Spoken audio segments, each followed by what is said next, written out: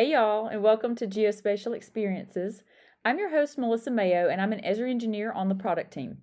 This podcast focuses on the application of geographic information. Let's go on a journey together with some of my amazing coworkers, along with Esri customers, partners, and distributors who are doing really cool work in the field of GIS.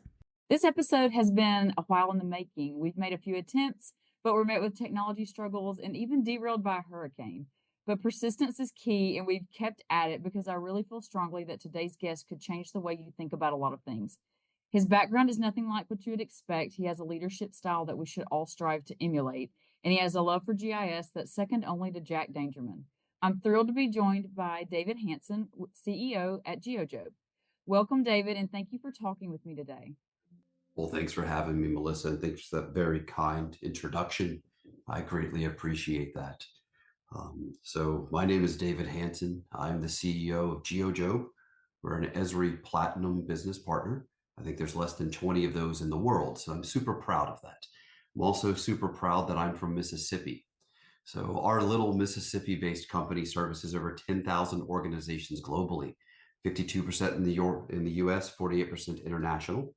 So I'm super proud of that. I'm super proud of our company culture, what we do, how we operate, our philosophies. All those things are very important to me. And Melissa, I know one of our previous recordings, I went pretty deep into that. And there were some topics that were of interest to you through our discussion there. What are some points that you think that we should get on audio this time and record it? What do you think?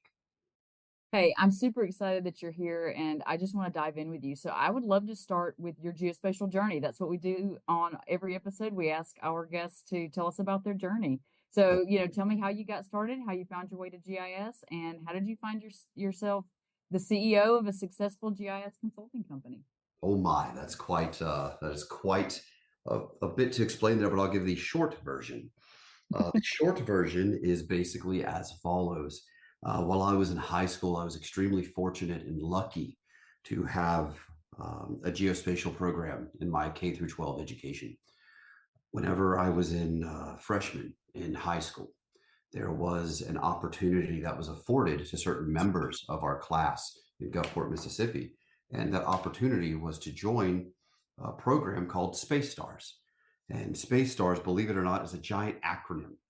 Are you ready for this? Space Stars stands for Spatial Projects and Community Exchange, Spatial Tech, and Remote Sensing. It was put on by an Esri business partner called Digital Quest that specialized in training and certificates on Esri software. And so there I was, 15 years old, learning GIS. I learned on ArcView 32A.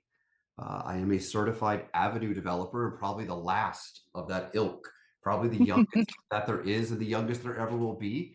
I'm not sure if there's ever going to be a new one coming after me, but I was 16 years old when I got that certificate. I was certified as a geospatial technician at the age of 16. When I left high school, I started working at a power cooperative. But before that, I'll go back. When I was 15 years old, turning 16, I interned at the city of Gulfport, Mississippi, which is the second largest city in the state. And ArcView 3.2 was going to ArcMap 8 is what was going on, from the 3 series to the 8 series. Here I was, a 15-year-old kid, and I knew how to operate geodatabases. And that was relatively new. It was a new technology, new concept. So I participated a lot in the city's conversion from shapefiles to geodatabases. And I was so young that stood out that I was there. So that created a bit of a name for me in the local geospatial community. Then I went and I worked for a power cooperative as soon as I left high school. So I went basically City of Gulfport, Coast Electric Power, and then I worked for a planning development district, which focused on economic development in the southern 15 counties of Mississippi.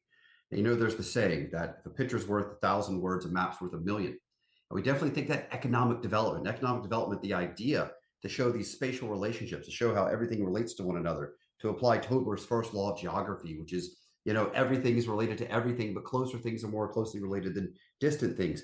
To be able to do that in economic development, that speaks volumes, right? So then I went back to the city of Gulfport is what happened. And then I went back to SMPDD after that. So then I went to GEO Jobe. So my work history is the city of Gulfport, Coast Electric, SMPDD, the city of Gulfport, SMPDD, GEO Jobe. And I've been at GEO Jobe ever since. So that's my history there. But I'll tell you an interesting aside. Hmm. So one of the reasons this podcast was delayed was a hurricane, right, Melissa? So, yeah, Yep. Hmm. we have another major hurricane right now in the Gulf. Well, I left the power company the week before Hurricane Katrina hit the Oh my Mississippi gosh. Gulf Coast. And Coast Electric had just GPSed every pole down to precise accuracy of where every pole was in the entire system. And that following weekend, we had just celebrated it. And that following weekend, Katrina hits. The system's wiped out. Oh Linemen no. from out of town, they're dropping poles just to get stuff going, stuff operated. All that very precise asset data we had, every pole's now moved in the system. So Hmm. that's interesting to think about the best laid plans, right? Always. Absolutely. That's right.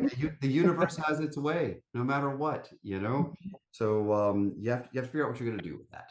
The universe is always going to do what it's going to do, and it's up to us to adapt to it. We can shape it. We can try to create within it, within its bounds, right?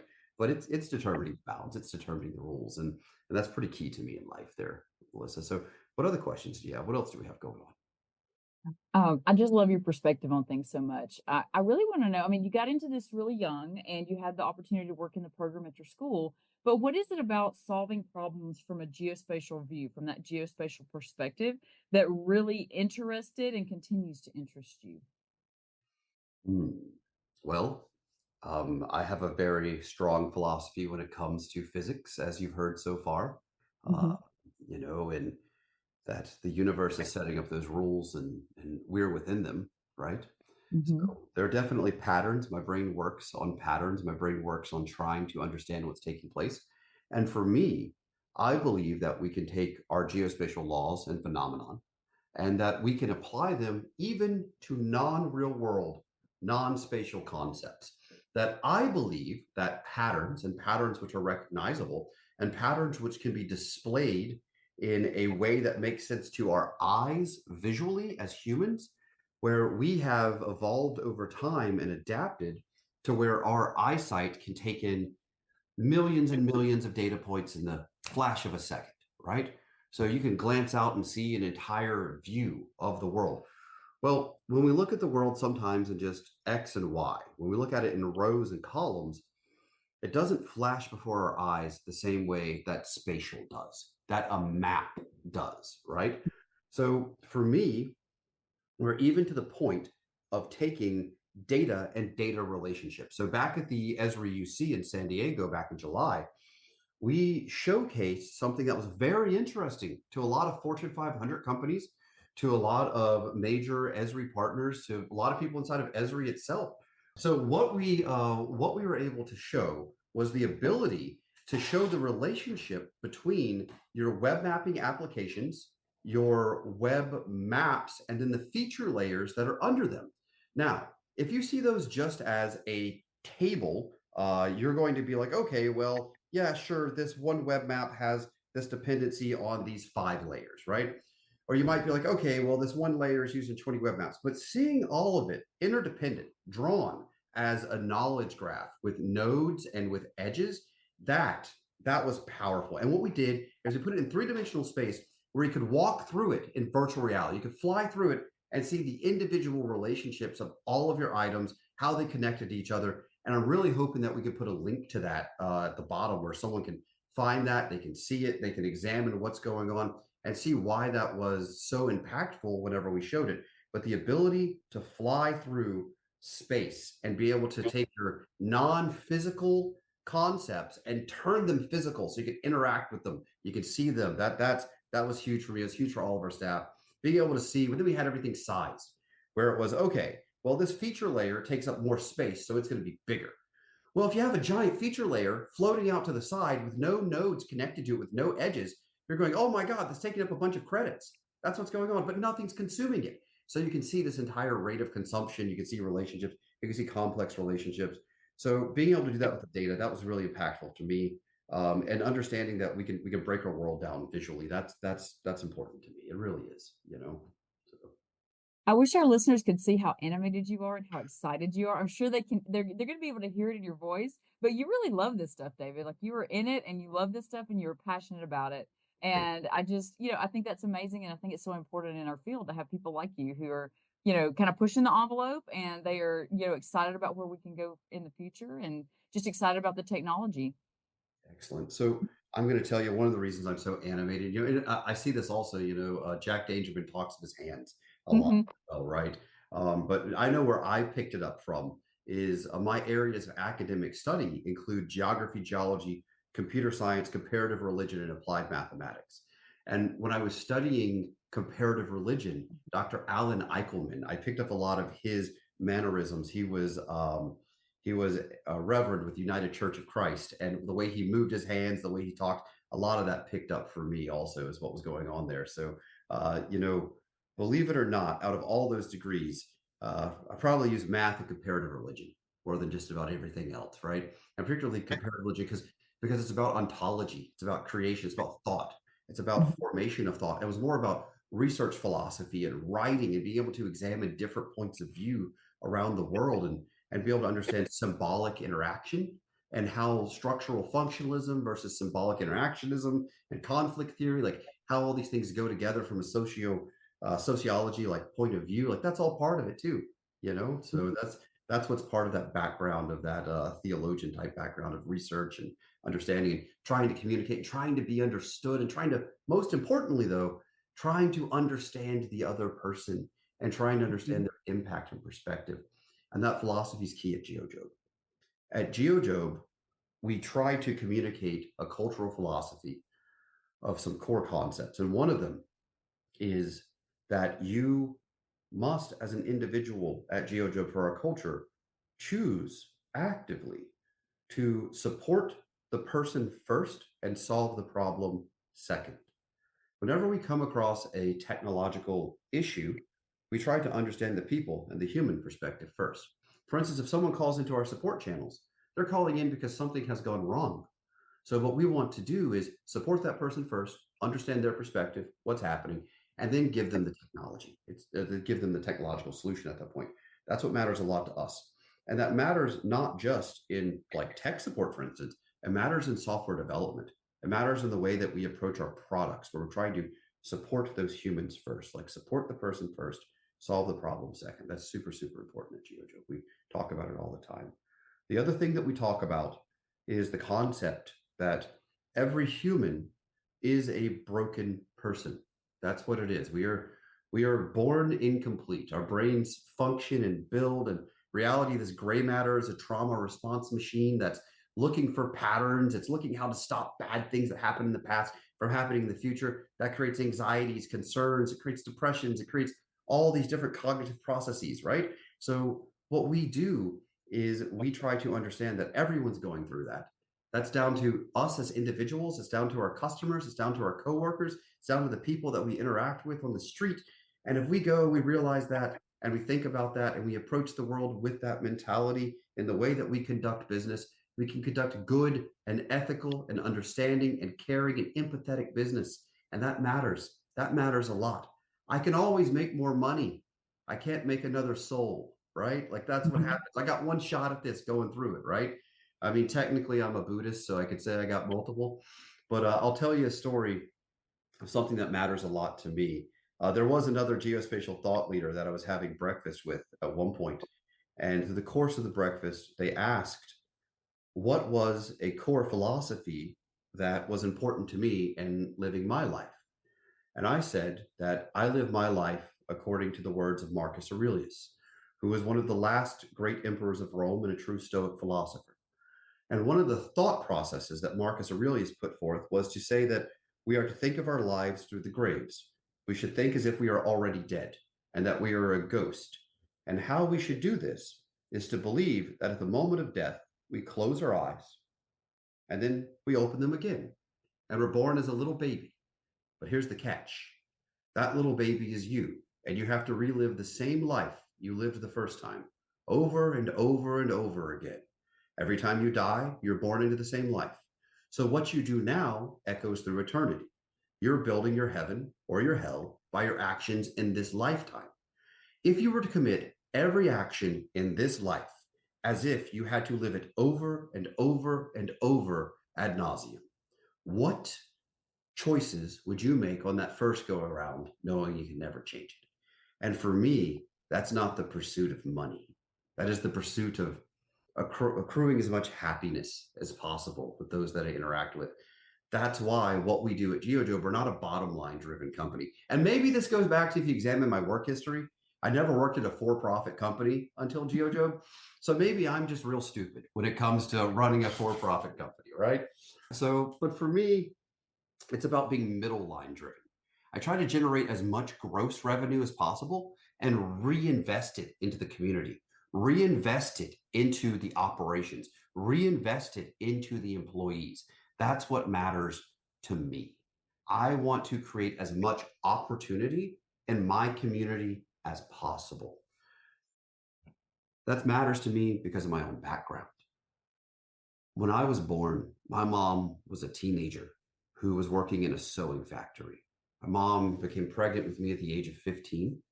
She, when she gave birth to me, she was working in a sewing factory called Swingster Sewing Factory. She got paid piecemeal.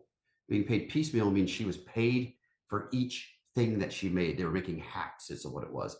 So the faster she could sew a hat, the more money that she'd be able to take home for our family. My dad dropped out in middle school, so he did not have a high school education even. He had barely a middle school education. He was a construction worker working, doing sheetrock finishing. My grandfather, who was my father's father, worked the same construction jobs as well, right? So it's crazy to think about where I've come from and where I am now and how I can impact the community.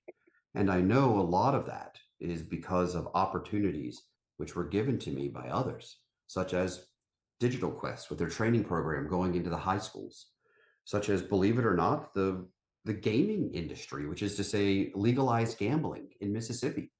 In 1992, gambling was legalized in the state of Mississippi for onshore or, well, directly offshore gambling south of the mean high tide mark, which is a geospatial problem, a very political geospatial problem in Mississippi.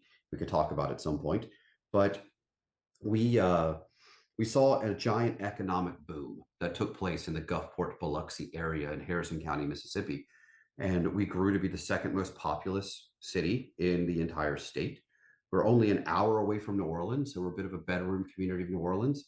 So that was worked to our favor as well. People, and then with legalized gambling, we suddenly had large buildings. We had skyscrapers we'd never seen before. Our skyline changed. Went from a small bedroom community to this burgeoning metropolitan statistical area. And a lot of people don't think of a metropolitan statistical area when they think of Mississippi, but I will tell you, I challenge you to come to Biloxi and see what the casinos look like, see what our skyline looks like, see these 30, 40, story tall buildings and go, well, that's not what I thought of as Mississippi. Well, that's the community that I'm in, and to see that we went from absolute poverty in the 1980s and knowing that with my family and seeing that economic change that took place with legalized gaming inside of Mississippi. Well, what's important to me is to know that I can bring more economic change. GeoJobe's in the process currently of bringing $76 million in tech jobs to the Mississippi Gulf Coast in the first 10 years is what we're doing. And that's base salaries plus compensation. We compensate very well. That's originally what we were looking towards and booking towards. Well, we're more on track for that to be closer to 128 million is what's going on at this point. So that 76 million, we're overshooting it by quite a bit. That's big time for my community. That matters a lot, that's a lot of jobs. And that's what I want to be doing. I want to be creating those jobs. I want to be able to provide these opportunities. During COVID, very relevant recently, GeoJobe saw a large expansion of staff. Part of the reason we did that is if you follow this narrative I'm telling you, which is that economic change came to my community, that economic change came in the form of legalized gambling. Well, that means the good job, and this is where I'm doing the quotes, Air quotes. air quotes, the good job was working in the casino industry. And I'm not disparaging the casino industry because they brought a lot to us.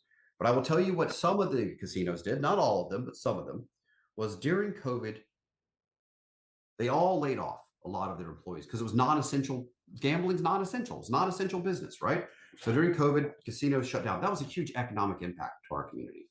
Well, afterwards, a lot of casinos didn't rehire their people full time. They hired them part time, and they hired them at half their wages to do the same job they were doing before and didn't offer them any benefits. Well, that fired me up. That got me upset. I went to Mississippi Gulf Coast Community College, and we set up a program called GIS Help Desk One. And we had people go through this program with a job at the end to work and do tech support at GEO Jobe. And so we took people that were blackjack dealers, cocktail waitresses, that were slot machine repair people. Like, we took all of those and brought them in and retold them, retrained them. Because here's the thing, since it was the good job in the community previously, there's a lot of talent that went and acquired the skills to get the good job, is what happened. Well, these are talented people with great attributes, but they were limited in how far they could go because they went and got that good job, is what happened. Here's the other thing that disturbs me about that being the good job in my community is, if you've ever set foot in a casino, you'll understand that once you get inside of it, one, there's no windows. Mm-hmm. They don't want you to see time. Two, there's usually a cloud of smoke because a lot of them are smoking, is what's going on. And three, there's every loud noise and light you can imagine going off at once. It's a carnival to your eyes, a carnival to your senses constantly. Now, if you they overwhelm me, I can't go in them and spend much time. It just the sensory overload's too much for me. Exactly. I can't imagine having to work, and working 8 or 9 or 10 or 12-hour shift in one of those. I can't spend 8 or 9 or 10 or 12 minutes. Oh, yeah, and picture working graves there, Oh yeah, that yeah, has to be miserable just for your yeah. mindset and emotions and everything. But you have people with seasonal affective disorder from working days in the casino because they would be all day during daylight in the casino in the winter. And by the time they came out, it was dark. They had no windows the whole time, right? There were people in my community that had never smoked a cigarette a day in their life, that had lung cancer by their late 30s and early 40s from working in those casinos, is what was going on. Now, let me say allegedly. How about that? Because I don't want to create any liability for myself. But these are the things I've seen in my community. And I wanted to afford better opportunity. And that's where what we did was using, because there's always the story of some type of major natural disaster in my community. I mean, I went through Hurricane Katrina, and then I went through the 2010 oil spill, and both of those were pretty terrible for our community. But as part of the BP settlement funds with the state, we were able to get this program funded through the Mississippi Gulf Coast Community College. So it didn't even cost the people a dime to go through it. The ones that went through it? Okay, that's awesome. Went through it, yeah. All they had to do was write an essay on why, and that was my requirement that I put on it. They're like, well, I was like, no, we're going to have them write an essay on why, and we're going to read them, is what's going to happen. And that is how we're going to do the selection for this. As a matter of fact, I was so one second. So like on the casino stuff, what's great is it works well with what I'm doing with tech support because of this. I have to find people that are willing to do 24/7, 365 tech support, that are willing to work 2 a.m. on Christmas Day. And you're going to, well, where are you going to find someone that works 2 a.m. on Christmas Day? I'm going to tell you where. At the casinos. That's where. So instead, they can work a remote job at a desk in a calm environment. We're going to take care of them. We're going to split up that shift in a way where they're all going to get to see their families, right? Because we care and because people matter, right? Compared to sitting there at 2 a.m., let's say dealing blackjack at a casino. I'm going to tell you, at 2 a.m. at a blackjack table at a casino is not someone who you're dealing to whose life has went down the best path, most likely. No. So you're probably dealing with a drunk screaming at you, is what's going on. Whereas at 2 a.m. on Christmas, how many people do you think are calling in for their GIS tech support? You got a pretty lax shift at that point, what's going on, right? Now let's say it's, 10 a.m. on a Wednesday. Now, would you rather be working in the gaming industry, or would you rather be sitting at a desk talking to someone because their geocoder is acting up, as opposed to someone whose blackjack hand just didn't pay out, right? So exactly. This is that's really big for me, and it's seeing people's faces and understanding how much it really changed their lives. And that goes back to, I'm making these decisions for the afterlife that I want, because that happiness, that's it. I want to create as much of that as possible. I want to create as much opportunity as possible. That's what GeoJobe's about. I was the commencement speaker at the Mississippi Gulf Coast Community College's adult education graduation, which means went on my big regalia, went on stage and talked, and I was talking to people who were getting their GED. And that matters to me because remember my parents' background, right? So my mom went on and got her GED, even though, she had to drop out because she was pregnant with me and she was working in the sewing factory. Well, now she has her GED. So I told that story. I talked about all of it. And one of the graduates from there that got their GED, then left that, went through the training program at the community college, and now works at GEO Jobe. That's awesome for me being able to do that, That's right? amazing. That's amazing. I'll tell you what, we have a secondary initiative, and I know a lot of you have seen this at conferences, at the Esri conferences, with these big shirts that say "Map This" is what they say on them. Have you seen those shirts, Melissa? I've seen the shirts and I've seen your LinkedIn post and the things on your website with the map this and the articles about your employees and all that. I don't want to steal your thunder for the rest of your story, but I have seen them. Yeah. No worries. So here's the great part. That "Map This" like clothing that you see that we hand out at the conferences and stuff, those are big in our community. It's like you'll be walking through South Mississippi and see a GIS shirt on someone, like with a GeoJobe shirt, and be like, what this makes, what is this? And they're gonna be like, well, GIS, it's real important. And you're like thinking, I'm in South Mississippi. What is this level? Because we're such an important industry to what's going on there. And people don't even realize it. You wouldn't think that you were going to, if you would pull it random and go Harrison County, Mississippi. That's where so many of the average population are going to know about GIS. And it's because we campaign so much to make sure people understand what it is, why it's important. As a matter of fact, GIS Day in November, the Saturday before, we're doing a children's event at the Lynn Meadows Discovery Center. That is a great place. I love the Lynn Oh, Meadows Discovery sweet. Center. If you're listening, Mhm. like go and find it, right?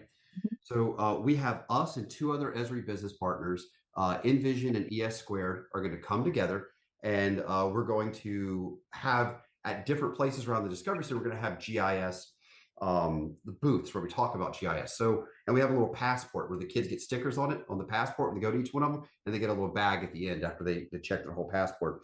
But for instance, there's one section of Lynn Meadows Discovery Center where the kids can operate a crane as if they're working at a port, because Gulfport cranes, ports, real important to us. They see it every day, Mhm. right? They're driving, so the parents are driving around. And there, we're going to have ES Squared talked about port GIS and how ports use mapping, use GIS. There's a little dress up place where they can go and be like sort of their 1800s, like hotel. We're going to do a story map on the march westward, right? They have an area in the Lynn Meadows Discovery Center where the kids can sit down as if they're doing a weather broadcast themselves with a green screen and with everything. And they have like we do a talk show, all this TV portion of it. And we're going to bring weather in from Barron Weather, which is an Esri partner in Alabama. And we're going to go and show the kids how GIS is used with weather, right? So rinse and repeat that across 12 different stations. We're going to be doing that. Everything from their space area, talking about remote sensing, to talking about human geography, talking about epidemiology, all of it. And we're having over 700 people is what's projected to go through that on that Saturday before GIS Day. So we are super open, super happy about that.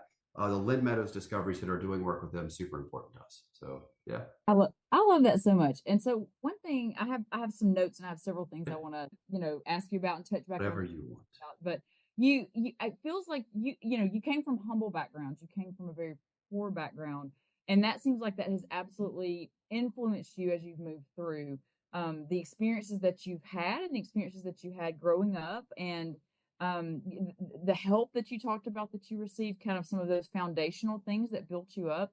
It feels like that has it helped establish such a I'm trying to get my words together, David, but such an innate desire to turn that around and help other people, to give back, to help build up your community, from whether it's the little kids at the program that you're talking about now, or if it's the adults and trying to get them placed in, a really good, job opportunity and position with your company. I just love your fervor and your drive and your energy and your desire to give back and do good and really be a positive influence in your community. And Yeah. it feels like all of these things, the way you grew up and just your experiences have just fed into all of these things. So, what are your thoughts on that? You talked a good bit about it, but how do you feel like that's kind of influence? Yeah, well, I mean, in as we study humans, it seems to me that those who are hurt the most help the most, and those who had the least give the most. That is seems to be true a lot. Starting from those backgrounds, I'm thankful for every bit of what happened. My grandmother on my mom's side, she never had central AC or heat. So in the winter, what they would do is they would literally chop wood for a wood burning stove in the trailer is how they kept the trailer warm every winter. I'll never forget that. So, but watching that and what was eye opening for me is I never realized the level of poverty of some members of my family or even myself at times. Believe it or not, I thought I just had it good, to be honest. As long as there was food and love, then what else was needed, right? Good Mhm. food, good water, good soil, and some love. Like what else is there, right? The rest is well, I don't know the rating of this, but I'm just gonna call this the rest was BS, right? Anything beyond that. But that's how I feel about it, is those were the things that mattered. And then I was very fortunate I mean, I'm blessed with good cognitive capabilities, and I believe I should use that to help others. Certainly, my parents said I didn't talk like anyone else in the family, which was a bit odd for them. I've read all of the works of Shakespeare by the age of 7, or the majority worth reading, at least. I have some opinions on some of the romantics whenever I was so young. I was well versed in the Bible by the age of 7, well versed in Buddhism by the age of 10, which was really mind blowing for everyone. But the way that I attained the majority of that knowledge was my grandfather on my dad's side taught me how to negotiate, and that was very important. It's helped me a lot in life. He's a very interesting character. He definitely was always taking football bets. You can read between the lines if you know the background of what that means. So a very interesting character. He would always give me $5 on every Saturday morning and drive me around. Me and my sister and my grandmother would go to yard sales, and I would negotiate whatever I could out of people. And what I always tried to get was books. I was always trying to get books. And when you got this little 5-year-old kid walking up to you, and he can't even carry the box of books, basically, right? And he goes, "Well, how much is it for the books? I only have $3," is what I would say. And they would go, "Well, son, you can have the books." And I would get $3 is what happened. And then I go to the next one. "Well, how much for this big box of books? I only have $2 is all I have." And I'd give it, and then I'd get it. And then invariably I would end up with this giant library of books. And I'm not talking fiction. I'm talking also nonfiction. I was reading like the sociological works of Emil Durkheim. I was reading the Communist Manifesto, like thinking through means of capital. I don't know why my brain is this way. I just thirsted for it, for the knowledge is what was going on, and consumed as much as possible. And from such a young age, going and knowing, just buying books. And I think part of it is this. When I was super young, we didn't have a lot. I'm talking like I was like 3 years old. We did not have a lot. And this door-to-door encyclopedia salesman shows up. Like this is 1989, right? Mhm. So 89, door-to-door encyclopedia salesman goes up and talks to my mom about investing in my future, and that they can make a payment plan for a set of encyclopedias. And she did it. And she read from those encyclopedias, like reading encyclopedias to me, like picking an article. Not like a bedtime story. No, like literally, we're going to learn about what it means for a crustacean. We're going to go through that, right? We're going to learn about horses, equestrian. Like we're going to like all like so. Just this vocabulary expanding, and because our brains are designed, we have neuroplasticity, we have neurogenesis, we have the ability to be able to generate these neural pathways to learn. That's the beauty of it. If you want, you can learn. If you're capable of it, do it. Like why there's so many people in this world that aren't fortunate enough to have access to resources. So definitely count those. But I think that basically my mom read constantly, even though she didn't complete academic education as much. She would read constantly. She read to me constantly. She got these encyclopedias. She was reading at the age of 3. My grandparents bring me to yard sales. I would get books, and then casinos come. We get economic change, and then my family buys a computer. Right, I'm in first grade. is what goes on there. 1993, 1994, we end up getting our first computer. And we get our first computer because of this. My father is walking through, I think it was Comp USA or something that's not around anymore. Like, so he's like, Circuit City, what bless was it, that? Circuit City. Circuit City. Yeah, we were going through one of those. And my dad walks by a computer display. And I think he was in there to get something completely different. He walks by a computer display and he sees a game of Snake. The game Snake, like we Oh used to my play on gosh, our phones yes. and stuff. Yeah. He sees that and he's like, oh my God, you got this arcade machine you can play Snake on. They're like, no, well, no, that's a computer. And it can do all kinds of other stuff. And he's like, well, that's great. Like, how much? And they were like $2,300 up. And he's like, well, that's steep, but getting into construction, like there were boom years and like there were like boom seasons and bad seasons, right? So in the middle of boom season, he looked at it and he goes, well, he's a big fan of Star Trek also. He's like, I'm going to get a computer in the house is what's going to happen. So he buys this computer to play Snake. Well, we get home and he fires up the computer. He's doing his best to figure it out. He's a construction worker. It's 1993. You don't have the internet to go to. We had a cousin that worked for Hewlett Packard or something like that. And like she came over and like showed him like how to get initially set up everything, got all of it set up. And you know what it didn't have on it? Snake. Didn't have. You know why? Because it was a pirated copy of Snake that one of the teenagers working there selling the computers was bored between his shifts playing is what was going on. My dad boxes all of it up, brings it back and says, I'm returning this. It doesn't have what I want on it. And they're like, sir, it does not come with Snake. And he's like, well, I saw it on it. That's what I wanted. So I'm going to return it. And it was a big sale for the time, right? But he's like, I'm going to return it unless it has on it. He got that kid to install a pirated copy of Snake on that computer. That's how we got That's started. hilarious. Yeah. That's And, then eventually we got like these like Encarta CD-ROMs, right? And that was so great learning from that. So really this passion for knowledge, the passion to understand, that's what matters to me. And it scares people sometimes. I know this about Jack Dangerman too. If he ever meets you, he's going to remember your name. He's going to remember about you. He's going to know about you. And it's not lip service. He remembers people. He remembers. He recalls. Have you experienced that, Melissa, with him?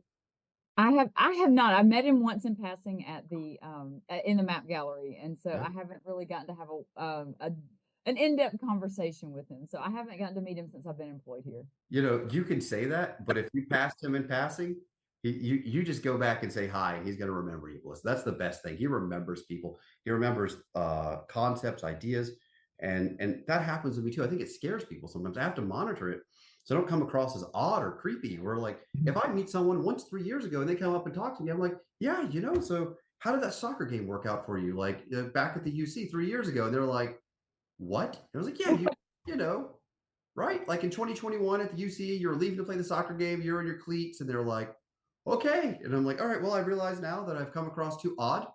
So that's some of my neuroatypicality that exists there, but it's just what it is. I just care enough to remember. A lot of us are just walking around not caring enough to remember, not caring enough to experience, to be part of it, to take it in, to be here. I mean, everybody, if you're listening to this, listen to my voice. You're going to die. You're going to die a lot sooner than you think. It's going to happen. Seriously. So you know what? Appreciate it while you got it. Do something for other people. But I really have strong opinions when people say things like, well, I want to change the world, but I don't know how. And I'm like, you're in the world right now. This is it. You don't have to do a giant global thing. You know what? I'm pretty sure you could find one person to help, one person to talk to. Like that's it. Like find someone to care about, something to care about. Find one thing and do it. Like I follow a lot of Buddhist monk who passed away recently, Thich Nhat Hanh. He's a Vietnamese monk, and his name means one action, which is to say that whenever you find something to do that one action, do that thing, be there with it, be part of it, be present. That matters a lot to me. So a lot of talk of metaphysics in this conversation, but it's how I lead my business. That's it. If you want to know the story of David and the story of GEO Jobe, you have to understand these philosophies. It's part of what makes it roll. So no, I love it so much. I do want you to have an opportunity to really tell people about GEO Jobe and what GEO Jobe does and how far as in the GIS community. So I feel like this is a good segue into that because we have talked a lot about your philosophy and you're building it up and how you run it, how you lead it. So let's talk about what GEO Jobe does for customers. Yeah, so a lot of people know us for our products. We have admin tools for ArcGIS Online, or admin tools for ArcGIS, because now it works for ArcGIS Enterprise, has for years. back up my org and clean my org. So here's the great part: admin, backup, clean. ABC. It's the basics. Everyone needs to admin, backup, and clean. So if you have ArcGIS Online and ArcGIS Enterprise, and you're listening to this podcast and you don't know about those products, go take a look at them. They make it easier to do anything that you want to do. If you want to bulk create actions and do actions against your items, users, and group, if you want to change your delete protection on every item created in the last 30 days that's tagged public, boom, done. If you want to go and, let's say find every user that hasn't logged in the past 20 days and make them deactive, boom, done. Furthermore, Clean My Org gives you the ability to control the ontology of your organization, to control your rule set. You can do things like let me know daily if someone has tagged something test, or let me know weekly or monthly. You can say, let me know if someone has shared an item public that has a feature layer that has data that is 3 digits, 2 digits, 4 digits, which is to say a social security number, right? We can monitor for that and let you know proactively. There is no exaggeration, hundreds of criteria that Clean My Org can monitor for. We can find broken links inside of web maps. We can find feature layers that are orphaned that do not connect to anything. We can find all of that on a regular basis and deliver a report to you. So admin lets you do things in bulk. Clean My Org lets you set these rule sets that you'll be informed on over your items, users, and groups. Backup My Org allows you to create offline backups and restores, or promote content between environments like dev, test, and prod. Here's what's awesome about it. You can back it up to wherever you want, and whenever you restore it, you can surgically restore. So instead of IT restoring your server back to a certain date and rolling everything back to it, you can say, I want to restore just this feature layer, or just this web map, or just this web application. Furthermore, when a backup or a clone takes place, you could say, I want this web mapping application, and I want every web map and every feature layer it depends on as well. So we do the whole dependency chain as part of it. So those are some core products everyone knows us for. Furthermore, we do a lot of professional services. We have software developers. We have experts in ArcGIS Enterprise. Oh my God, I'd be amiss. I have to go back to some of our community outreach. Software developers. We set up a program where we gave some funding and some investment to an organization called the Mississippi Coding Academy, which allows people for free to go in and learn software development skills.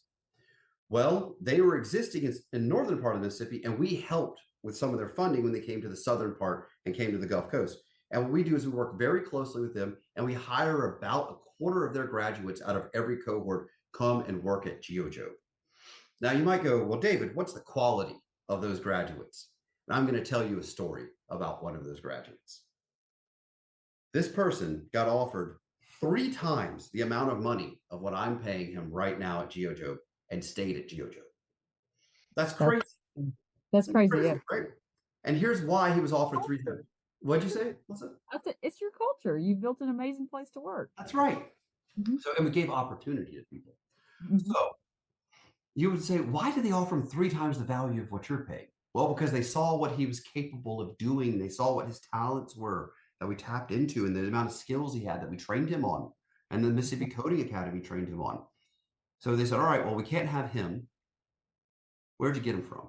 And I said, yes. And they said, MIT. I said, no. And I laughed.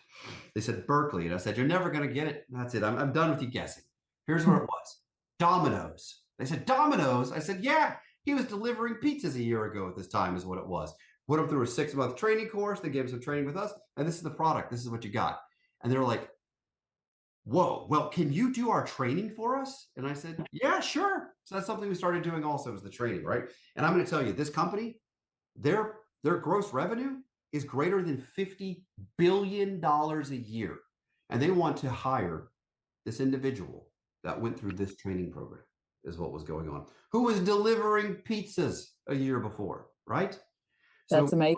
That is amazing, because you know what? It goes back to people are so busy arguing their limitations. They're so busy having these concepts pushed on them of what they are or what they're capable of. You know, the first thing I do with every employee, I believe in them.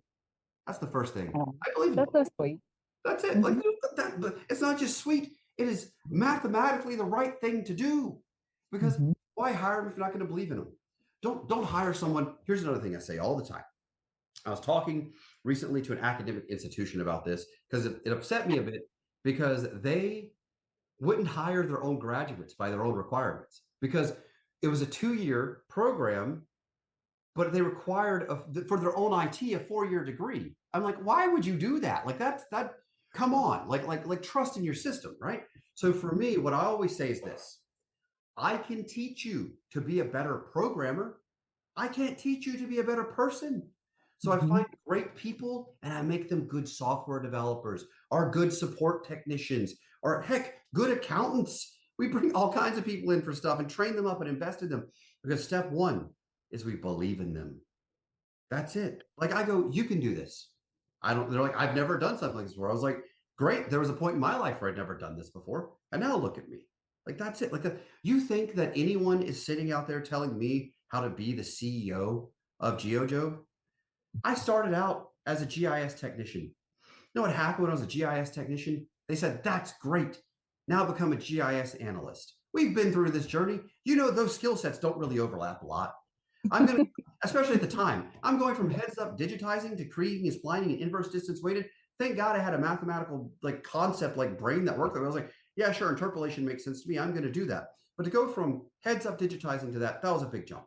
Then they go, all right, great, learn all these database skills. I'm not a database administrator, but I learned it, right? Okay, then it's like, wow, you're a real great analyst. And then back in 06, 07, you know what they told everyone? Become a software developer. And I'm going, I just learned to be a GIS person. And then I learned to be an analyst. Now I'm learning to be a software developer. And you know what happened at GEO Jobe? They're like, man, you're a great software developer. You know what you should be? Our product manager for these products. And I'm like, what? Now instead of writing code, I'm a product manager. And they go, man, you're a great product manager. Be a great vice president of software development. I'm like, I've never been an executive in a tech company before. I get to learn that then. And then here's the real crazy jump. It went, well, you're a partner now. We want you to be the chief operating officer because your brain works really good at putting together how companies should work and everything. I'm going, all right, well, I guess I'm a chief operating officer now. And then I became a CEO, right? But no one is telling me how to do these things beyond I can go out and get knowledge and read and figure all this up. That's what I'm doing. I'm just applying the knowledge I have to new problem sets. And I'm going to tell you something. Software development in GIS to me is closer to sheetrock finishing than it is to rocket science. I'm not real big on the theory. We can figure out the practicality, and a lot of times we can beat the pants off from other people that were just taught theory, is what happens. So we teach skills, we teach practicality, and then we go back and you know what? That theory makes a lot more sense. For me, maybe it's just the way my brain's wired, it's always easier to learn the what and then learn the why, as opposed to learning the why and then learning the what. Let's just figure out how, make it work the way it should, and then naturally the brain's going to ask why, and it's going to make more sense when it happens. So we teach the what and then we get to the why afterwards. Yeah, and that was supposed to be about what GeoJobe does. So we also do software development, data science, ArcGIS Enterprise upgrades, installs, those types of things. Hey, if you want your ArcGIS Enterprise upgraded, how about you go to some people who make tools that manage the entire ArcGIS Enterprise, right? We have some pretty dang good experts on that. And here's the key. Are you ready? If you listen to this podcast, you know you're going to get somebody who cares. That's the first thing that we teach, right? And you know, when you get your tech support, it's going to be someone in Mississippi. And to be honest with you, the worst accent you're going to get is someone saying y'all. That's what's going to happen, right? And we're going to We care. love our y'alls. We love our y'alls. That's right. You know, y'all's a real inclusive language. I like y'all. It's an inclusive language. It works that way, right? So don't matter what gender you are, don't matter what it is. We love y'all. That's how it works. So, Melissa, what's your next question? What you got? Well, I was thinking about the clients that come to GeoJobe, and you've gone through the list of things that GeoJobe offers, but really, do you feel like it's the culture of GeoJobe that's going to draw those clients in? What is it? Because I feel like that's really the unique aspect about your company is the way you lead it and that underlying culture. But what's really going to draw the perfect client that's coming to GeoJobe for the right thing? What's going to bring them to you? Well, perfect's the enemy of good. There ain't no perfect nothing on the face of the planet, right? So also, I'll talk about what creates a dang good client, right? Mhm. And here's the thing, it's not our culture that draws them to us, because honestly, most people selecting a vendor don't get deep enough to see that. Mhm. So, but it's our products that draw them. It's our innovation. It's our brand. They do know. I've heard of GEO Jobe. I've heard Mhm. they're good. I don't know why, but I've heard they're good. And then they show up. And then what happens is once they're a client, our culture keeps them. Is what goes on. We have very very low rate of turnover of clients, because once we're in of somebody, they generally are like, well, y'all really care. And I go, and this goes back to this. When I was growing up, I didn't know I was poor because I didn't know how other people lived. Yeah. So I don't know what other consultants are doing out there to where our clients are like, you really care. I'm like, aren't you supposed to? Like, isn't that what you're like? I don't get, isn't that service-based industry, professional services? We're supposed to serve you. We're supposed to care. We're supposed to give a damn. Like, that's what it is. Like that's what you're paying for, is to feel like your problem's heard, first off, right? So we're doing some work with some people in Esri, and we got described at one point as geospatial therapists because of how we approach all the problems. It's like, all right, well, tell me about it. What's your problem? That's what I was, what's your problem according to your words? Well, the blah, blah, blah. I was like, no, no, no, no, no, no. Don't tell me about the error message. You tell me about what were you trying to do? Let's talk about what you were trying to do. All right, cool. Well, you know what? Here's the great thing about you telling what you're trying to do. I know you got that error message. I'm going to tell you a different way to do it. And we're going to do that first. And then we're going to go back and we're going to log the bug ticket, is what's going to happen. But let me tell you, there's normally 3, 4, 5 ways to skin it whenever we get to it. So let me tell you a couple ways to do it, and we'll find you a better one. And that goes back to the supporting the person first and solving the problem second. It's very important to us. I love that approach so much. I really feel like, you guys have such an amazing rapport with your clients. Like you said, that your culture keeps them coming back, and the people who have used you and have had really good experiences, they sing your praises and they really want to continue working with you guys. So I feel like your approach is just amazing, and it should be the norm, but I don't think it all oftentimes or always is. It all coalesces together. When someone calls into GeoJobe, there's greater than 50% chance they're talking to somebody who didn't really have a good opportunity before they got to GeoJobe. Mhm. So that person cares a lot as a result, because they want GeoJobe to be successful. So they want the customer to be successful, because the reason they're working so hard is to make enough revenue to hire the next person. That might be their brother, their cousin, their sister, might just be their friend in the community that right now is underutilized, working at a job that isn't afforded as much opportunity, you know. So they see it. And that's why, things like the map this brand are big in our community. That's why people are wearing the shirts walking around. That's why people know what we're doing here. That's why they work so hard. And then the customer gets the benefit of that. They get to see that. Whenever you're a client of GeoJobs, whenever you're part of our user base, whenever you're someone who interacts with our people just care, because the caring's there. Like, that's it. And if I feel like someone's not caring enough, we have a conversation on what's going on. Like, what's happening? Is there something happening at home? Something going on? How do we get you to care enough? And if you need to go ahead and you know go off for about 4 or 6 weeks and come back about a month and a half and be where you need to be, we'll hold that job for you. You got to get scared to lose it or nothing. We'll help you out in the meantime. We'll make sure that you have enough time to get your head right, come back in and service the client appropriately, because that's what matters. Because if every one of us is doing that, it's going to work out. Mhm. That's just good economics. So I really do love that so much. I don't feel like a lot of CEOs would have that perspective. I hope that's shifting. I hope that kind of mindset is shifting as we move forward. I think you're an amazing example, David. So I just think I think it's awesome, and I love how personally invested your employees feel in the company. That they really want the company. They recognize their importance and their place, and how them being in the company is impactful for the company doing well. It's not just, well, I'm coming to my job and here, let me drink my coffee and let me just slug through and trudge through this day. It's let me go in. It feels more as if they're going into a community space. Yeah, and I say going into, I know a lot of them are remote, but they are a part of a community that you have built up, that you've set these foundations for. And they're invested, and they really want to do a good job for the company as a whole, because they feel like they're an important piece in that company. that's right. Yeah. Mhm. It's and I don't want someone listening to this think that this is a bunch of smiley glad BS. this is what works for me. Like I said, I don't know a different methodology. All I know is the one that worked for me. And this is it. Like I know this is what makes it so that I'm happy to come to work every day with people who care. Because if I'm around apathy, it affects me personally. And so that's always going to be part of the litmus test of what's going on, like what's the involvement, like what's happening. So if I am to, as an individual, judge a tree by the fruit it bears, this is the only tree I know how to grow. And it's the only fruit I know how to harvest is this. And that's what a GeoJobe is that's it, you know. GeoJobe, if you want to know where the name comes from, Geo is geography, and Jobe for Neil Jobe, our founder, who founded it in 1999 in Tennessee out of his house. And now 10,000 customers globally, 48% international on that, millions and millions and millions in revenue, you know, so many employees impacting the world, doing work for Fortune 500 companies, doing work for some of the largest consultancies in the world, you know, multi-billion-dollar internationals doing work for GeoJobe, doing work for large governmental organizations, all started with a dream 25 years ago. And here we are.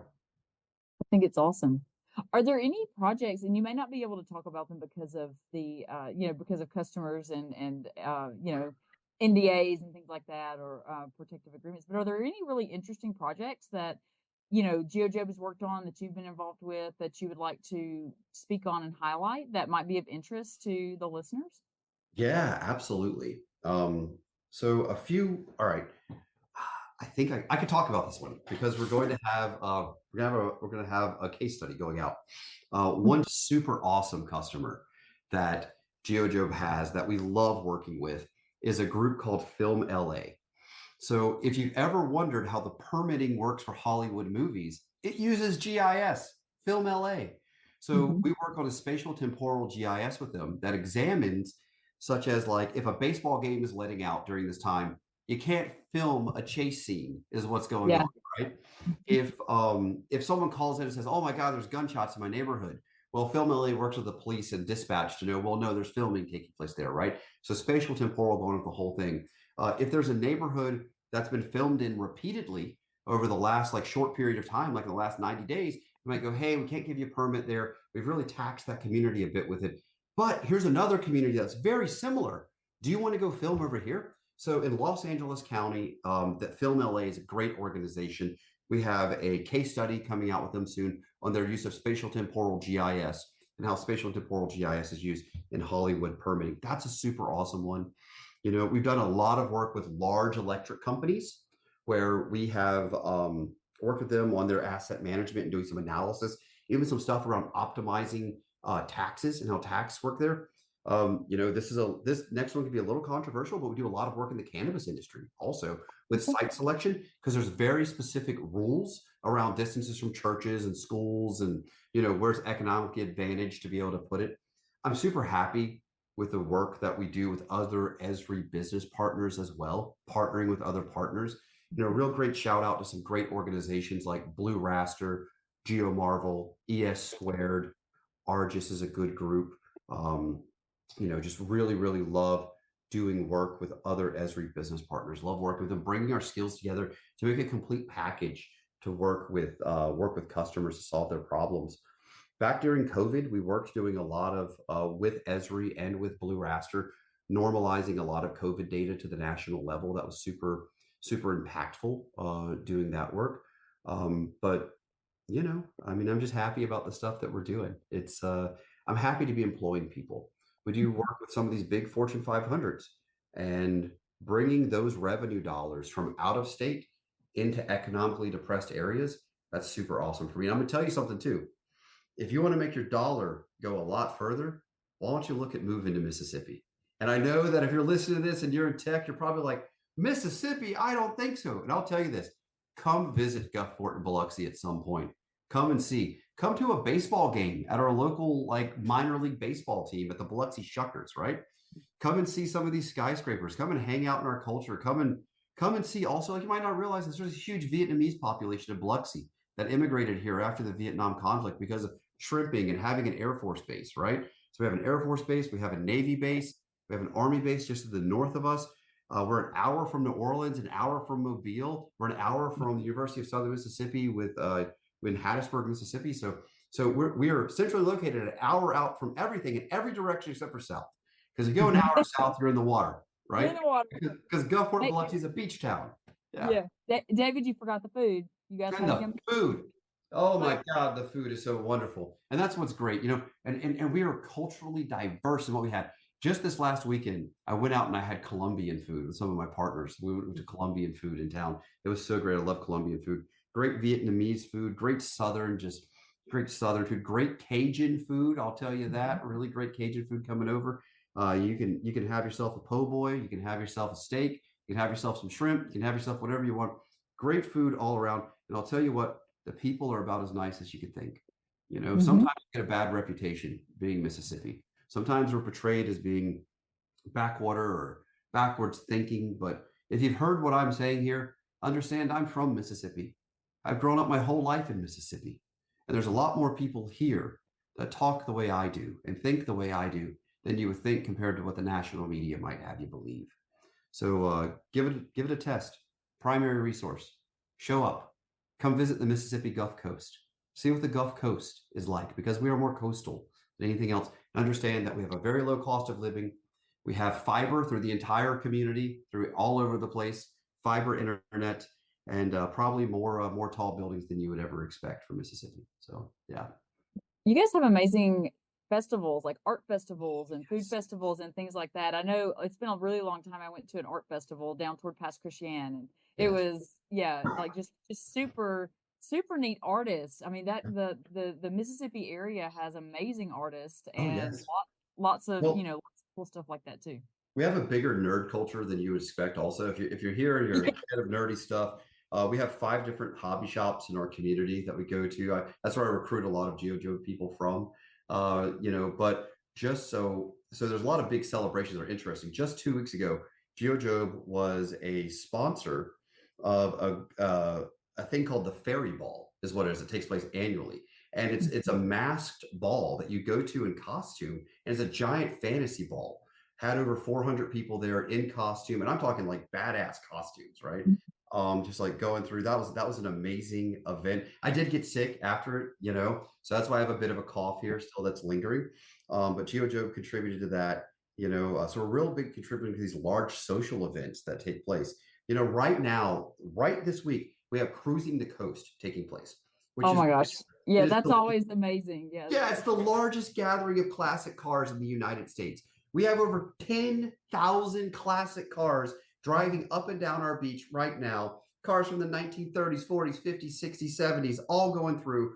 Muscle cars. If you know what a rat rod is, where they throw together, looks kind of like diesel punk style. Like we have that, like going through the whole thing. So these major events take place, but people lose sight of it because they hear Mississippi. This is what happens. But we're a gem. We are a hidden gem, and it is. I'm so proud of my community. I really am. There's a lot of good things that happen here that are worthy of pride, that are worthy of talking about, and I think they don't get talked about enough. And sometimes they get overshadowed by misconceptions and preconceptions and being prejudged as part of it, right? So Absolutely. yeah, I feel like a lot of areas of the South are that way too. Like we get prejudged and yeah. assumptions are made, and yeah. So absolutely, I think you're So come on absolutely. down, visit us, try the food, try the culture, see what it's like, experience the kindness, because you'll see a lot of kindness. That goes back to what I said earlier is, sometimes those who had the least give the most is what happens. And you see that in our community, there's a lot of poverty and a lot of people come from not necessarily the best means or the best opportunity. And as a result, they give the most. They give to you. They give to you as an individual. They go out of their way. If you break down on the side of the road, you'll have 10 people stop to help you. So what happens? Mhm. So Yeah, I was just sitting here thinking about, but you mentioned Katrina earlier, and Katrina was super impactful, super devastating to the to that area, and I felt like it didn't get the attention that other areas received. I feel like the media kind of forgot about it, and focused more on New Orleans and what was going on with that. But how is Gulfport, Biloxi, how have those areas come back after Katrina? What's that been like? I'd say we have 60% of what was here before. There's still Okay. empty lots. We Mhm. really don't have what we had before on that. 60% of the old came back, Mhm. but a massive amount of new came back. So there's some Mhm. things we lost we'll never have again. That's the nature of it, right? Mhm. So it's just gone. It is what it is, and it is gone. But so when you drive up and down our beaches, you'll see empty lots in some of the places. There were multi-million-dollar homes there on the beach that are gone now. So you'll see those empty spots. But there's so much new development that has come in, so many new opportunities that have come in. For instance, in the Gulfport area, we have the state aquarium there. We have this large aquarium. Go into, see exotic fish. You can see birds. You can see, we have penguins. You can go and see penguins. Probably not think of that when you think of coastal South Mississippi. No, I love me some penguins. My little girl went and shook the hand of a penguin just a few weeks ago. Oh, Like so cute. great experiences, all the dolphins, all the marine mammals. So we always had the marine mammal research facility, but now we also have the aquariums. That's an example of something new that came back. Then we have new things that came back that weren't as big before, like GEO Jobe is new to the community since Katrina, right? So a new economic focus on technology. We have a light rail system that's going in through Amtrak to allow direct movement between all the way from Mobile to New Orleans. That's going to have stops in the Gulfport Biloxi area. So that's been super, super awesome to know that that is coming. We've seen our airport absolutely blow up. We have an international airport in Gulfport. The No, Gulfport no Biloxi one's going to think about Gulfport having an international airport. International airport, and we have 3 flights a day also to every major hub for Delta, for American Airlines, and for United. So if you want to get to Gulfport Biloxi, you have 9 flights a day coming from different parts of the U.S., either from Atlanta through Delta or Houston through United, or DFW for American, is all coming in here multiple times a day, every single day. And then we have some very specific charter flights like Orlando, Minneapolis, and other places like that. So the airport has massively expanded since Katrina. So that's been really, really wonderful. Just super happy overall with how things have been coming back. There's a lot of hope. There's a lot of opportunity and a lot of hope. If you're looking for a community to visit, community to invest in, community to put some roots down, come and take a look at this place. It's different than you think. So, Melissa, what else we got? Are we coming to the end, or is there more? Or what do you want to do? We're getting close to the end. I want to shift gears with you a little bit, if that's okay, Absolutely. and shift back to kind of our GIS and technology type topics. I feel like, and I hope you're okay with me saying this, I feel like you're a little bit of a futurist with regard to GIS. I feel like you like pushing the envelope. You're forward thinking, forward looking. Really, someone who historically has looked at problems from that perspective. What areas are exciting to you today? What areas of the technology, what areas of the geospatial field, what areas of just kind of our industry are exciting to you as you're looking forward into the future? I like to say, instead of a futurist, maybe I'm a possibilityist. If that's a word. I could be corrected there. I like to I'll let you develop. make up words. It's my podcast. I'll let you make them up. There we go. It's my podcast. I can make up words if I want to, just like Exactly. it's my birthday Exactly. to cry if I want to. It's my part. So you know, what really excites me might be a little more surprising of an answer here, which is that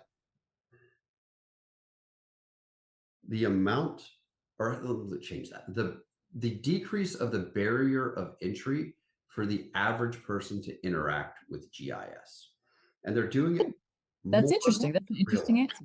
Mhm. Yeah. So like, even they don't understand what geocoding is, but they understand their GPS gets them somewhere. They understand what routing is, but they understand that their DoorDash shows up, right? So it's easier now to talk about GIS than it was 20 years ago. And that's going to create more eyes and more questions. Because remember what I said is, if we start with the what, people ask why eventually, and they'll ask how eventually, right? So as they're getting their DoorDash and they're getting their Ubers and they're getting all of this, more people are starting to ask questions about GIS, and they're starting to see that it exists. I've oftentimes thought, and I've heard others say, and I've said it myself, that GIS is the most influential, least known industry in the world.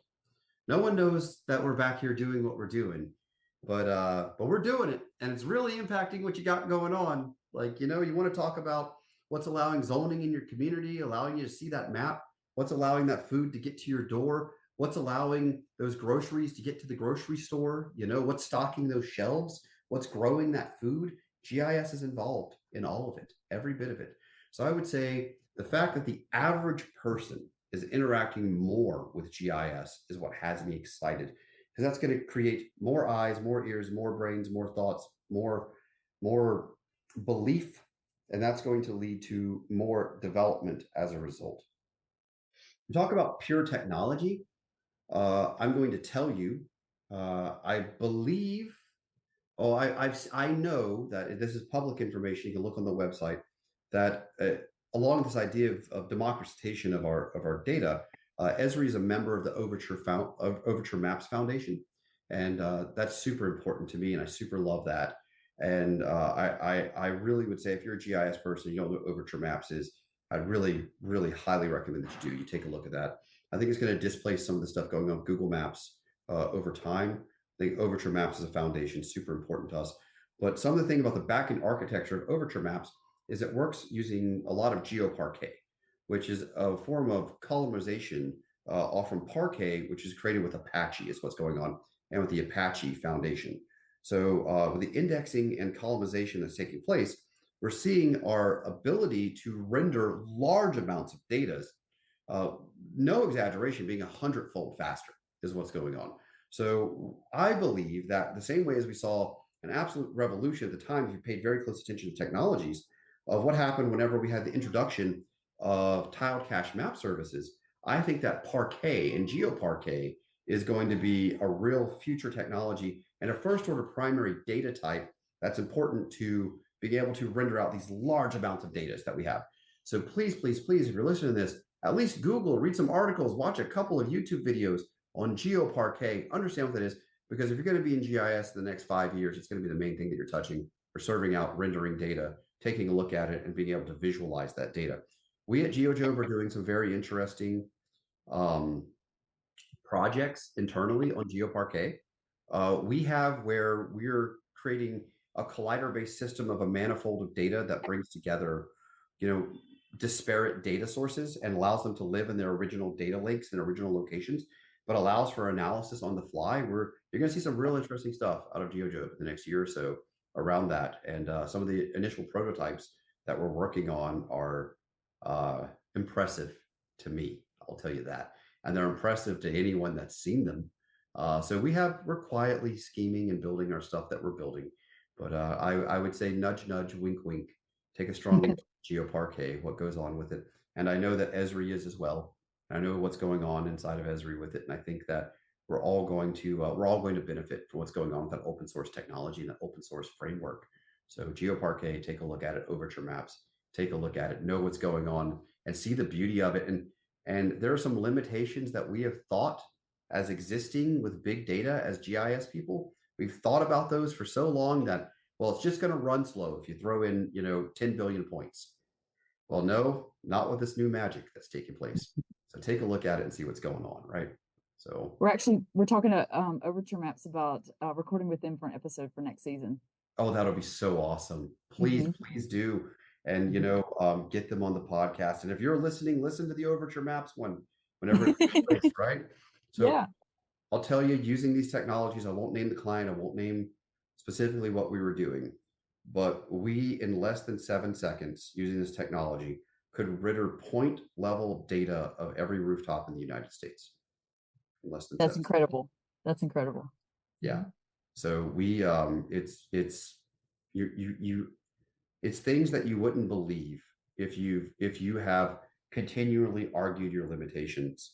I was watching a documentary on Dr. Oppenheimer, the forefather to the atomic bomb and atomic energy. And, Oppenheimer didn't believe that you could use uranium for a sustained reaction until he saw a live demo of it, basically. Einstein, 7 years before the existence of atomics, went through and said that it was impossible, that if you believed that you were going to create a sustained fission-based reaction, that you wouldn't be able to do that. He called it, anyone selling you that is selling you moonlight, is what he said. Is selling you moonshine is what was going on. And but then it happened, and then everyone believed in it. So that's where I'm very big on saying perhaps I'm more of a possibilityist, which is right. I don't limit the possibilities, is what happens. Because this future, what's going on right now, you hearing my voice on a recording served over an internet to your IP address, that was believed like 100 years ago, no one would think that. That's not even a possibility. So Maybe even 50, you know. that's right. The possibilities are endless here, people. They're endless. Stop arguing our limitations. We are a species that is capable of creating limitless potential. All we have to do is just use a little love, get rid of some of the hate, get rid of some of the ignorance, get rid of some of the fear and the doubt and the uncertainty, and just start out saying, it's possible, and I can do this journey. I might take some hits along the way, might get some bruises. And I'll tell you, we didn't get into the podcast, but by God, I've taken some hits and some bruises along the way.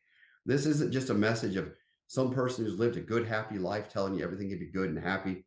It's with struggle, and it's with adversity, and it's with living the life I've lived, and just knowing that going back to it, you got food, you got water, you got love. What are you worried about, right?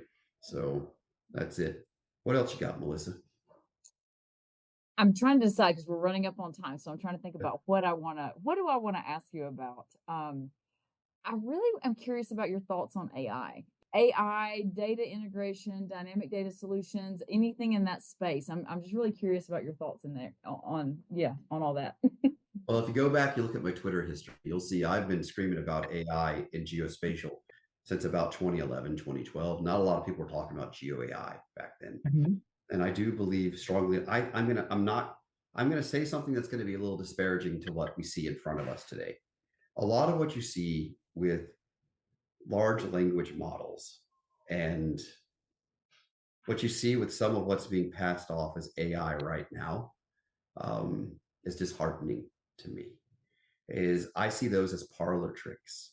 I see that as if you know what a mechanical Turk is, and you know what turking a problem is, then you'll understand why I laugh at some of what I see in people's belief that things like Chat GPT are telling them answers. I'm like, it's telling you the most probabilistic next word is what it's telling you. My toddler can do that. It doesn't understand why. It doesn't understand what is being said. It's just saying it to you is what's happening. We will improve. We will get better. The possibilities are there. The possibilities are based on data and time. It's based on computational capability. I believe that we will get to something which understands better. Now, here's for me is the test of AI. Screw a Turing test. I don't care. I don't care if I know it's a human or not. I don't really give a shit about that. Here's what I care about. Is it useful? What is it doing? Is it useful? And here's when AI is going to be useful to me.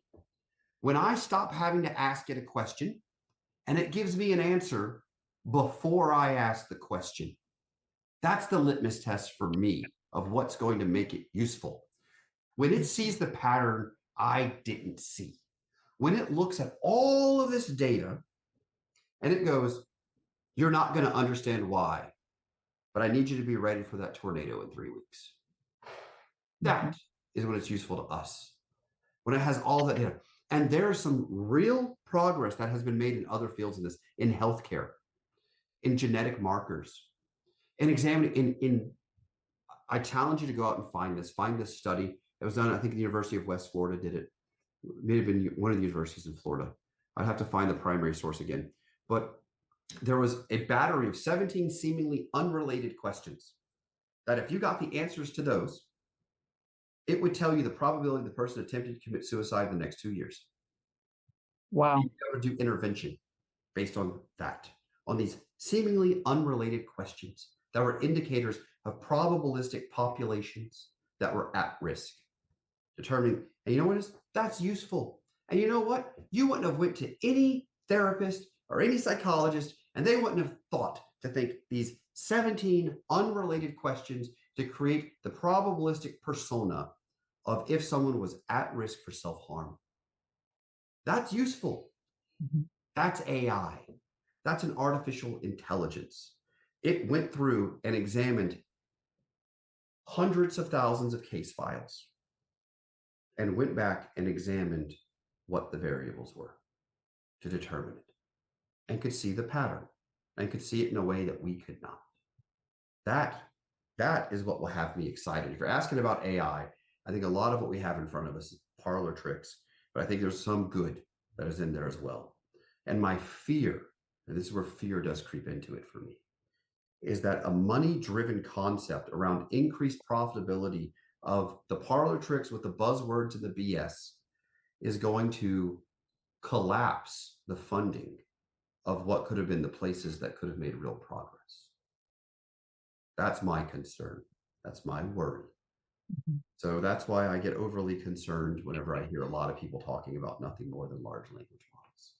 And then I hear a lot of people that don't know what they are talking about wanting to fund it, and I'm like, okay, all right. And I see a lot of people using it that say, well, according to ChatGPT, and I'm going, what is, that's not a source.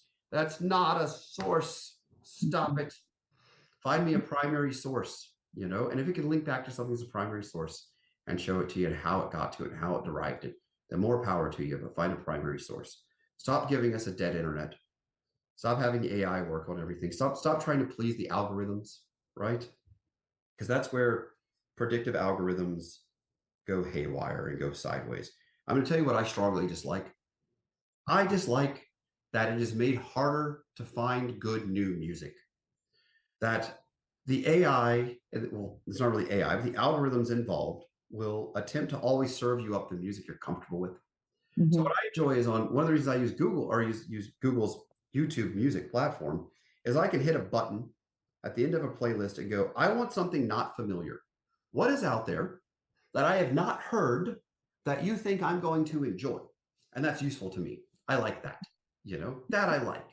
But the fact that when I'm signed in with my profile and it's going to play the same 40 to 50 to 60 songs, and then if my friend started with the same song, they would get, starting as their seed, they would get this music over here that's looping back to what's familiar to them. I don't like that it's giving us the familiar, because humans, it's easier for us to rationalize the familiar. And you know what? The average person does want to hear familiar, but I'm not the average person. Please stop playing me familiar music. It makes it hard for me. Like my brain doesn't work that way. I don't like it, I'm going to branch out. Yes, I want to branch out. Give me new things. Give me new data. Give me new knowledge. Stop trying to bring me down the same path I'm already on. And then here's the thing. If it's happening with music, and I can so easily pin it there, it's happening with all the rest of your media. It's why it's recommended what you're recommended by those videos. It's why you're getting those advertisements that you're getting. If you do allow ads in your life, I do things to make sure ads are not in my life. If you're doing that, you are a persona that is being marketed towards in a very specific manner for the highest probability of what you're going to buy is what's going to happen. The highest probability of what's going to make you continue to listen. And I would say growth takes place where we are not comfortable, and algorithms are used to make us comfortable. So therefore, algorithms are hampering your growth. They're stopping you because they're making you too comfortable. Be uncomfortable. Seek out to be uncomfortable.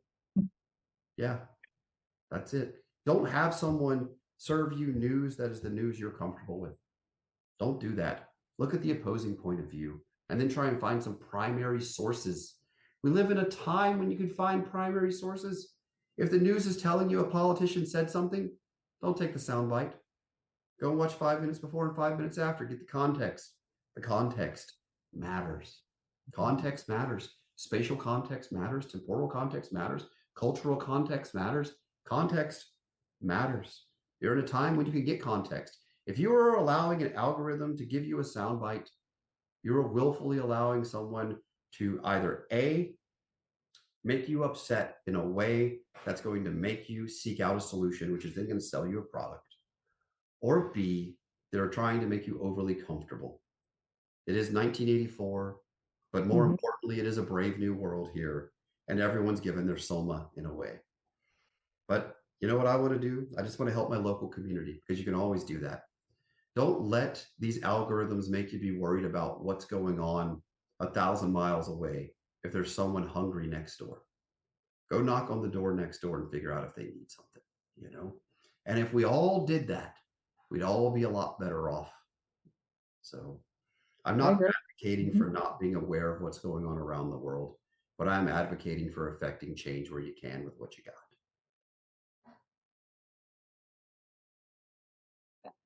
David, I just think you're so inspirational. I love listening to you talk, and I'm so excited that people are going to get to hear you on this. Yeah, if you have time for two more questions, I have two more questions to ask you. Have as much time as you want. I just don't know how long people will listen to me, of your listeners, but I continue. think they'll be captivated. So, what areas do you think? What are the most significant areas that Esri should be focusing on as we look to the next 10 to 20 years of growth? Mm. I am going to say something that could be controversial. I We don't can if we need to. I don't think Esri should focus as much on secondary solutions or industry specific solutions. I think Mhm, Esri needs to focus on the core technologies of their products, ArcGIS Align and ArcGIS Enterprise, and mhm. behave how a lot of other tech companies do, where they rely on their ecosystem of partners to build the things that are on top of it. Build a strong core platform, and focus on that core platform. Esri's been a tech company for longer than most tech companies have been around, right? We're talking about going back to the 1969. Through the 70s, the 80s, the 90s, and the early 2000s, yes, you had to build the core platform and all of the solutions that went around it, because you must do that. But now, whenever we look at Atlassian, we look at the Salesforce ecosystem, we look at even what goes on with Chrome, with Google, right? It's a system of plugins. When we look at YouTube, YouTube doesn't try to make all the content, it makes the platform, and then the creators make everything else with it. I believe that Esri should focus on its core platform, the extensibility of its core platform, and then if you build it, they will come with the creators at that point. Because you see it with GEO Jobe. You built ArcGIS Align, ArcGIS Enterprise. We set out, no one told us to build admin tools.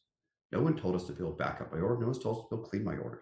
And I think that in the next 10, 20, 30 years, if Esri's focused on its core platform, there will be more and more partners building on top of it and building those solutions, as opposed to focusing on building industry specific solutions. I think that working with partners earlier, going to market and going, hey, we need partners in system XYZ. Why don't y'all build it and do it? I think that is a good key strategy that will matter a lot. You know, I love Jack Dangerman. I love interacting with him. He's been a mentor of mine for years, but Jack's not immortal. And we Mm, have to think mm. about what is the vision of leadership?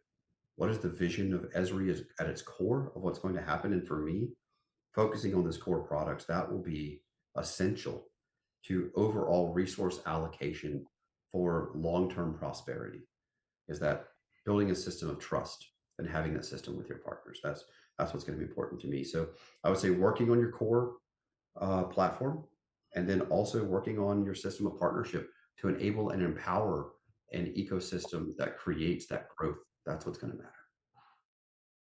I think you said that so well. I completely agree with you coming from, my perspective. I just feel like, if you have that strong core foundation, then like you said, people will build on top of it and people will come. So I love that. I think it's a great answer. What else you got? You said a couple of questions. Yeah, my last question is really just what final thoughts would you like to leave with my listeners for today? You've shared so many things and you have left us with so many amazing nuggets and inspiration. But what would you like to leave as your final thoughts? Just know that it's possible. Whatever you're trying is possible. That's step one, because you can't do anything if you don't think it's possible. Think about that. If you start out thinking something's impossible, you're never going to accomplish it. So start out first believing it's possible. Continue to care. Caring matters so very much. And try to do something for other people. If every day you did one thing for someone else, I'm telling you, there will be so much happiness in your life. It'll be happiness in abundance. It will be. That's part of it. That's because it's neurologically how we're wired. We want to be communal. We want to help. So, take that time to help. Take that time to help someone else. And you're helping yourself by doing it, because you can't take money to the grave. You can't take any of those accomplishments to the grave. But what you can do is continue to live on through what good you did. And that's the best. If I could leave you with something, I would leave you just with try to help each other, So yeah. Mm. I think that's beautiful, David. Thank you so much. I appreciate you beyond words. I can't tell you how much I appreciate you doing the episode for us and having the conversations. I just feel like you are really inspirational and you are, someone in the industry that, we need to have some attention on you, David, because you really, you think big, many amazing ideas and incredible perspectives. And I don't know. I've loved this so much. So I really, really appreciate you being willing to come on and chat with us and tell your story and talk about GeoJobe and just all of the things that we covered today. I feel like I could have 2 or 3 episodes with you and just keep asking questions and keep listening to you all day. But I won't put you through that. We may need to come back at some point though and I'm fine. talk about some other things. But yeah, I've loved this so much. Thank you so much. Thank you for having me, and thank you for the opportunity for others to hear what I'm having to say. Time's very valuable to me, but this is time well spent, is communicating and being present. That's a good time. So thank you so much. Thank you, Melissa. Thank you, listeners, just for listening and sticking with us if you stuck this long. I appreciate you and I appreciate your time of listening. So Oh my goodness, David's conversation was just amazing. We had to make a few efforts to get it on the books and get it recorded. We had a hurricane that came into play and just, several things that tried to delay us in being able to record with David, but we made it happen and I'm so glad that we did. I just loved hearing about kind of, the humble upbringings that David went through, just his whole journey to GIS is so incredible and where he's landed based from where he came from. I feel like, that walking through that was very personal for him, but he did such a good job in, of carrying us through that and connecting the dots for the way that his background has shaped him into the person that he is today. I really loved the philosophical elements that he brought into the table. He really talked a lot about, enlightening and enlightenment and how that plays into geospatial thinking. I feel like he pushes the boundaries. I feel like he's very much, he's very progressive and he's very futuristic in his thinking about technology, data science, geospatial thought. What are we doing and how can we push boundaries, push the envelope for where we're going in this space and in this field. So I just love this conversation with David. I'm so appreciative that he was able to take the time to spend with us and was so willing to do this. I think David's amazing, and if you ever have an opportunity to chat with him, absolutely take it. And if you're at conferences where you see GeoJobe, definitely go talk to his people. He has a really great group, a really great crew. And, check out GeoJobe if you have, any sort of need for the services they provide. They're just an amazing crew. They're an amazing group, an amazing organization. And I just am so appreciative of David for spending time with us. That wraps up today's episode. Please feel free to reach out with your comments, or if you have an interesting topic that you would like to hear, please let us know. Thanks again for your time, and tune in for our next podcast.